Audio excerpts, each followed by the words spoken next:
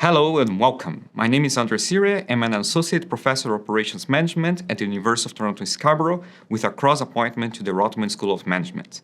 I'm an expert in supply chain optimization, and I'm here to answer your questions about the supply chain. Welcome to my office hours.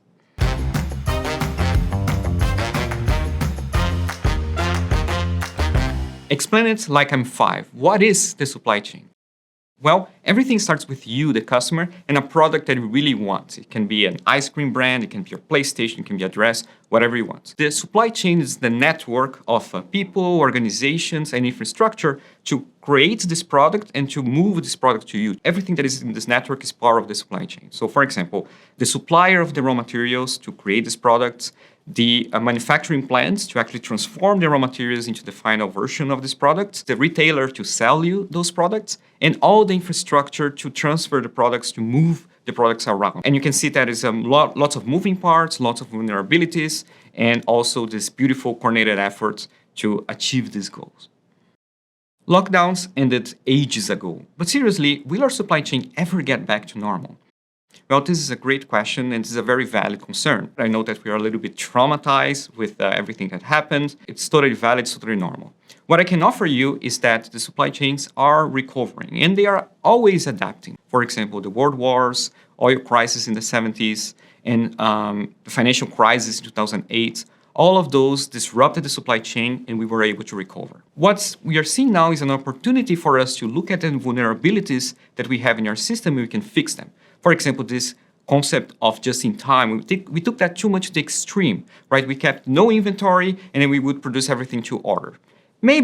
Perhaps it's good to keep a little bit of strategic reserves just in case. And we also look into the climate crisis, the climate risks, how can we account for natural disasters, how we can make supply chains more resilient and more robust to these different situations. So there's a lot of opportunities for new creative ideas to address those issues. Nearshoring, friendshoring, reshoring. What does this even mean, and why are companies doing it? Well, the word shoring means to take part of your business from one country and move it to another country. Why do companies do that? Usually it's to save costs, to access new markets, or maybe because they want to protect some hidden secrets. So nearshoring, for example, is when you take your company or your manufacturing plant to a country that is nearby. For example, in the case of Canada, when you move from China to Mexico, and usually you do this to save transportation costs. Friendshoring is when you move to a country that has strong diplomatic ties or are at least politically aligned with you. And you do this to hedge against any political or externalities. For example, if the company gets into war or some crisis, you at least have strong diplomatic ties for you to continue your commerce or your transactions. Reshoring is when you take your manufacturing plant, for example, and you bring it back to your home country. You do this because maybe you want to have more control over that production, you want to create a more resilient supply chain that's not so vulnerable to what's happening to political instability, for example, in other countries. And maybe you also want to make sure that you can add the label of locally made in your own products.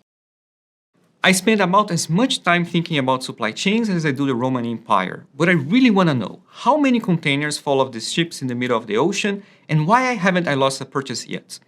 Okay, so this is amazing. I also think about this all the time, and actually I do have the numbers on top of my head. They're called carrier performance. So do you know in 2022 how many containers they fell off ships or they were actually lost? 660. Do you know out of how many? 250 million. So this is less than 1 in a million chance that you're actually going to lose a container. We need to talk about packaging. Why is Amazon shipping me a box within a box within a box with 10 layers of puffy pack? Hello, waste much.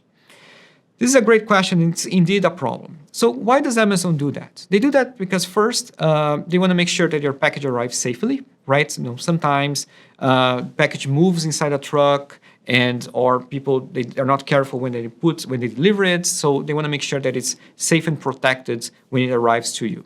The second reason is that they have a standardized process and they cannot waste too much time. They have four types of boxes. And then as soon as they get an order, they have to quickly put the products into the packages. So they don't want to think too much about, okay, what is the right package for this particular collection of products that I'm shipping? When it comes to the cost of shipping, what exactly gets passed on to buyers? Where's my money going? Well, Unless there's some government support, almost everything in the supply chain is being passed to customers, right? Someone has to pay the bills. So this includes everything in the supply chain, the transportation of the product throughout, packaging fees, the package themselves, the labor to put your products into the package, insurance, quality control, everything is going to be passed to you in some way or the other. The good thing is that there are economies of scale, right? So because they have so many people buying products, you can find lots of efficiency to save money in this process. For example, when you're transporting a product, you're not transporting one package at a time. You're putting all of those, lots of packages in the truck and you're sending them. So you can save a lot of money, even though it's very costly to do all the supply chain process. When it gets spread to the consumers, you don't pay so much for your Amazon Prime. It feels like talking about supply chain became in vogue during COVID. Are supply chains sexy now? Well, I would say that supply chains and their faculty have always been very attractive. I see this as a Harry Potter story. You have this person who's a little bit geek, living under the parents' basement, and then suddenly people find out their true identity as this big wizard, that they are important for everything that happens in the world, and the world depends on them, right? And supply chains are no different. They're like magic. Considering the massive environmental cost of shipping around the world, is it worth to outsource manufacturing overseas? That's a great question. In supply chains, just like life, everything is a trade-off. You win something, you lose something. You have positives and you have negatives.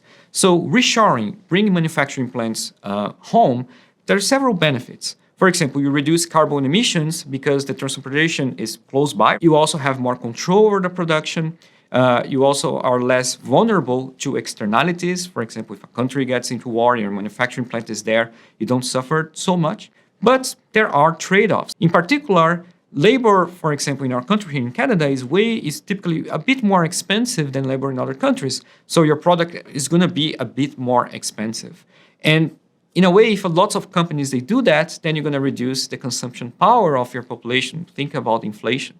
Also, you lose sometimes the access to new markets, right, when you produce your product overseas. It's really a situation that we have to think one case at a time.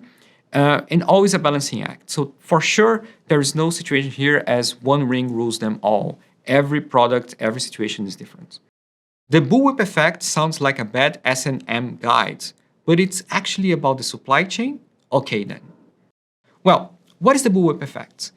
If you were to take your suppliers and you were to take your retailers to couples therapy, the number one complaint that you would hear about would be lack of communication. And that's where the bullwhip effect happens. Let's say the retailer decides to give a discount to a product. When they give the discount, the demand for that product is going to go up.